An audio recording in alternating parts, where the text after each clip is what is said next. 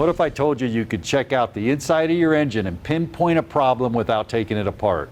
Welcome to this AMS Oil Tech Tip. It's all about running a cylinder leakage test, and this is going to tell you a lot of what's going on inside the engine.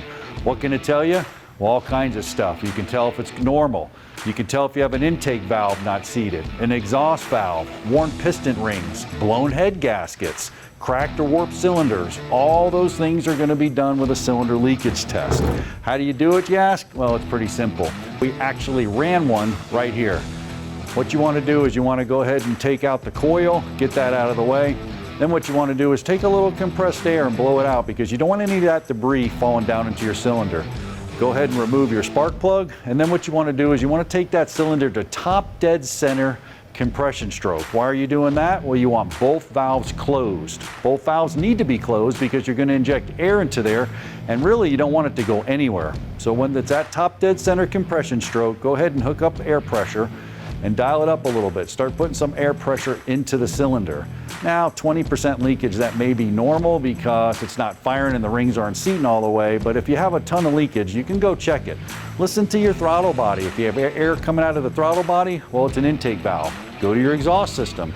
If you have exhaust air coming out with that air, well, you have an exhaust valve problem. You can actually check the coolant, make sure that it's nice and cool.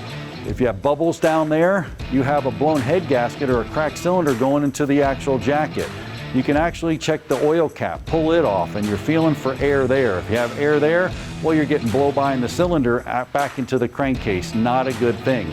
Blow-by is a problem, and that's definitely a problem because you're contaminating the oil, but we also have some heat issues. AMS Oil has us covered with both those issues.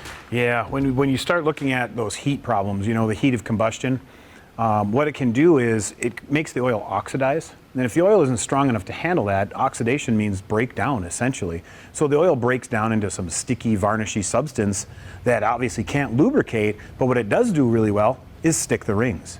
So if you don't have detergency built in, if your base oils aren't robust enough, you can actually stick the rings, make the problem way worse.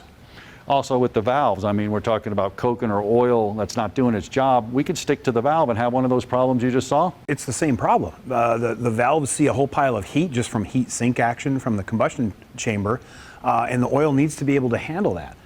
The valve guides are lubricated with oil. So if you get that oil cooked, or it's too hot in there, or the oil just can't handle the task, it cokes up, it varnishes, it oxidizes, and it sticks the valve, creates a problem. Well, I know one oil that sure can handle that task, and that's AMS Oil. You want to check out all their products,